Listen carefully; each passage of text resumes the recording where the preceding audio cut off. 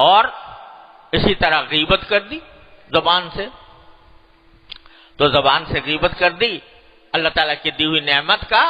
غلط استعمال کیا، غیبت کی، اور اس غیبت کے نتیجے میں وہ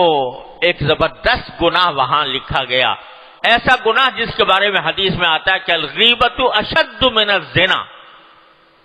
غیبت جو ہے وہ زنا کاری سے بھی بدتر گناہ ہے۔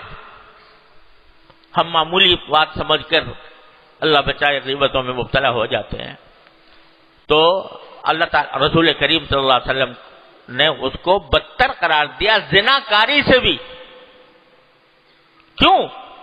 اس لیے کہ زنا کر کے اگر کوئی بندہ، اللہ بچائے اللہ تعالیٰ محفوظ رکھے ہر مسلمان کو، لیکن اگر غلطی سے کسی سے گناہ سرزد ہو گیا اور پھر اس نے ندامت سے اللہ تبارک و تعالیٰ کے حضور توبہ کر لی، یا اللہ مجھ سے بہت سخت غلطی ہو گئی، یا اللہ میں مجرم ہوں، خطا کار ہوں، آپ کی درگاہ میں حاضر ہوا ہوں، مجھے معاف فرما دیجئے، مجھ سے بہت سخت غلطی ہو گئی ہے، آئندہ کے لیے توبہ کرتا ہوں، آئندہ کبھی اس کے قریب بھی نہیں پھٹکوں گا، یہ کہہ دیا تو میرا مالک اس کو معاف کر دیتا ہے۔ چل تو تائب ہو گیا، نادم ہو گیا، شرمسار ہو گیا، میرے در پر آ گیا، معافی مانگ لی، جا تجھے معاف کیا، اللہ تبارک و تعالیٰ اس کو معاف فرما دیتے ہیں۔ لیکن غیبت چونکہ اس کا تعلق کس سے ہے؟ بندے کے حق سے، حقوق العباد سے۔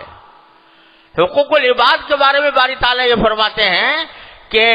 میں اس وقت تک معاف نہیں کروں گا جبکہ وہ بندہ جس کا حق تم نے طلب کیا وہ معاف نہ کرے۔ تو اس لیے فرما رہے ہیں کہ غیبت کا معاملہ زنا سے بدتر ہے۔ زنا تو اللہ تعالیٰ ہر مسلمان کو اس کے قریب جانے سے بھی حفاظت فرمائے، لیکن اگر کسی سے معاذ اللہ سرزد ہو جائے تو اللہ تعالیٰ کے ساتھ معاملہ ہے، اللہ تعالیٰ کے حضور توبہ کرے گا، معاف ہو جائے گا۔ غیبت ایسی چیز ہے کہ جو صرف اللہ تعالیٰ سے توبہ کر کے معاف نہیں ہوگی، جب تک کہ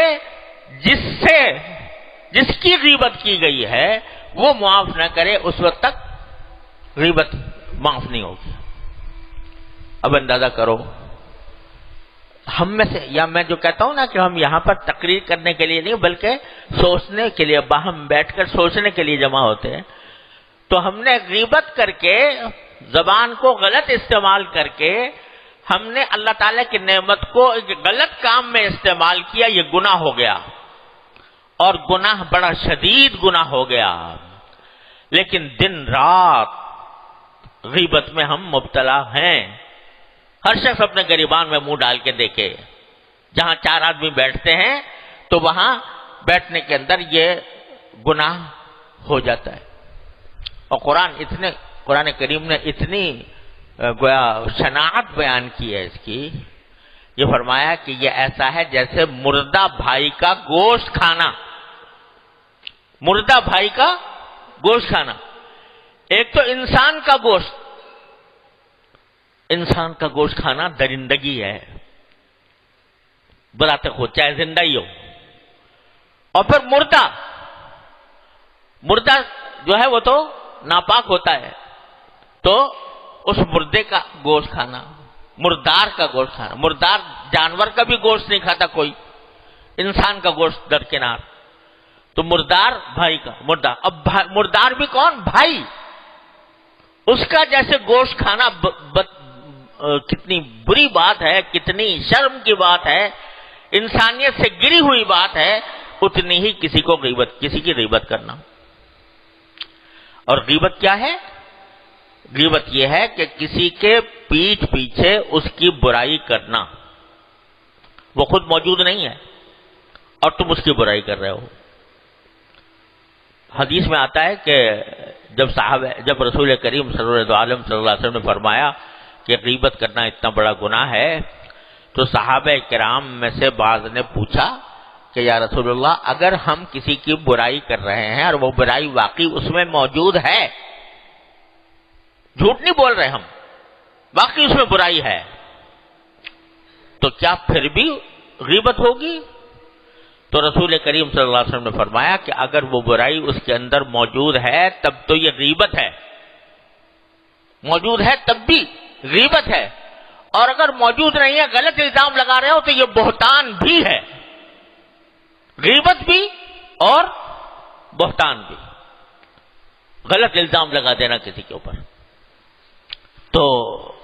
اب یہ زبان کا اتنا غلط استعمال ہے، مجلسیں بھری ہوئی ہیں اس سے، ہماری مجلسیں بھری ہوئی ہیں، جہاں چار آدمی بیٹھتے ہیں کسی دوسرے کا ذکر آ گیا، اس کا مذاق اڑا دیا، اس کے بارے میں کوئی کلمہ کہہ دیا، کوئی برائی اس کی بیان کر دی، اور کوئی پوچھے کہ بھئی یہ تو تم غیبت کریں، ارے بھائی ہم تو اس کے سامنے کہتے ہیں، اس کے منہ پہ کہتے ہیں۔ یہ کوئی جواز نہیں ہے غیبت سے بچنے کا کہ اس کے منہ پہ بھی کہہ سکتے ہیں۔ ارے منہ پہ کہو گے دلاداری ہوگی، اگر خیر خواہی سے کہنا ہے تو خیر خواہی سے اس کو الگ جا کے سمجھا دو کہ بھائی تمہارے اندر یہ خرابی ہے، اس کو دور کرنے کی کوشش کر لو، اس سے سمجھا دو۔ لیکن منہ پہ اس کے برائی کرنا اور اس طرح برائی کرنا کہ جس سے اس کو شرمندگی ہو جائے، تو یہ منہ پر بھی کہنا بھی جائز نہیں ہے۔ تو یہ جو عذر پیش کرتے ہیں کہ میں تو اس کے منہ پہ کہہ دوں، اس سے غیبت ختم نہیں ہوتی، غیبت پھر بھی ہے۔ اگر وہ کوئی ایسی بات جس کو وہ برا سمجھے وہ بات کرنا، حضور اقدس صلی اللہ علیہ وسلم نے واضح تعریف فرما دی، ذکرو کا اخاک بما یکرہ۔ غیبت کیا ہے؟ اپنے بھائی کا ایسا ذکر کرنا جو اس کو ناپسند ہو، اس کو پتا چلے کہ مجھے اس طرح کہا گیا تھا کسی مجلس میں، اس کا دل دکھے، اس کو برا لگے کہ میرا ذکر اس طرح کیوں کیا، تو یہ غیبت ہے۔ اب جو آدمی غیبت کر رہا ہے، چاہے وہ برائی جو بیان کر رہا ہے وہ اس کے اندر موجود ہے، پھر بھی دوسروں سے کہنے کی کیا مصیبت ہے، دوسروں کے سامنے اس کا ذکر کرنے کی کیا مصیبت ہے؟ ہاں صرف اس صورت میں جائز ہوتا ہے جبکہ اس سے کسی دوسرے کو نقصان پہنچنے کا اندیشہ ہو، اندیشہ ہو کہ یہ کوئی آدمی ہے وہ کسی کے خلاف سازش کر رہا ہے اور اس نے معلوم کر لیا، تو جس کے خلاف سازش ہو رہی ہے اس کو بتا دینا کہ بھائی فلاں شخص تمہارے خلاف یہ سازش کر رہا ہے، تاکہ اس کے نقصان سے اس کو محفوظ رکھا جائے۔ بس یہ ایک تو یہ مستثنا ہے۔ دوسرے وہ مستثنا ہے کہ جو مظلوم ہے، ظالم نے ظلم کیا، اور کوئی مظلوم جو ہے وہ اپنی مظلومیت کی داستان کہیں سناتا ہے کہ بھائی میرے ساتھ تو یہ معاملہ ہو گیا، تو بیچارہ مظلوم جو ہے وہ اپنی داستان سنا رہا ہے، یا تو کسی ایسے شخص کو جو اس ظلم کے دور کرنے پر قادر ہے، یا کم از کم اپنے دل کی بھڑاس نکالنے کے لیے کسی کے سامنے کہتا ہے جو میرے ساتھ یہ ظلم ہوا، تو اس کو قرآن نے مستثنا کر دیا، لا يحب اللہ الجہر بالسوء من القول الا من ظلم۔ جو مظلوم ہے وہ بے شک یہ کر سکتا ہے، لیکن اس کے سوا کسی کی برائی کرنا جس کو ہم نے مشغلہ بنایا ہوا ہے، دن رات کی محفلوں میں یہ مشغلہ بنا ہوا ہے کہ ہماری زبانیں دوسروں کی برائی سے، اور ہوتا کیا ہے کہ اللہ تبارک و تعالی نے یہ کچھ نظام بنایا ہوا ہے کہ غیبت کرنے والے کو تو زبردست گناہ، اشد من الزنا، زنا سے بدتر گناہ، اور جس کی غیبت کی جا رہی ہے اس کے درجات بلند ہو رہے ہیں، جس کی غیبت کی جا رہی ہے اس کے درجات بلند ہو رہے ہیں، جتنی اس کی غیبت کی جائے گی اتنا ہی اس کے ثواب میں اضافہ ہوگا۔ تو حضرت امام ابو حنیفہ رحمۃ اللہ علیہ سے یہ منقول ہے کہ حضرت امام ابو حنیفہ رحمۃ اللہ علیہ کو جب پتہ چلتا تھا کہ کسی شخص نے میری غیبت کی ہے تو اس کے ہاں کچھ تحفہ بھجوا دیا کرتے تھے، کچھ پھل بھجوا دیے، کچھ مٹھائی بھجوا دی، اور کوئی اور تحفہ ہدیہ بھجوا دیا۔ لوگوں نے پوچھا تھا تو وہ تو غیبت کرتا ہے، آپ تحفہ بھیجتے ہیں؟ کہنے کہ وہ تو میرا محسن ہے، میرا محسن ہے کہ اس کی غیبت کی وجہ سے اللہ تعالیٰ مجھے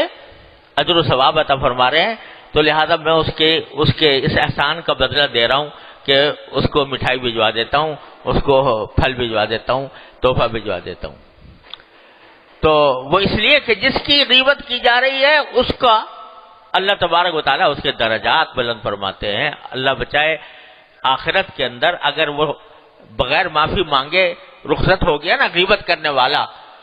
تو اور اس کے پاس جب وہاں پر اللہ کے ہاں، اللہ تعالیٰ کے ہاں جب محاسبہ ہوگا تو جس نے غیبت کی تھی اس کی نیکیاں اٹھا کر اس کو دے دی جائیں گی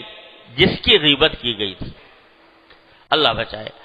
تو اس لیے بھائی یہ بڑا خطرناک معاملہ ہے جس سے ہماری مجلسیں بھری ہوئی ہیں.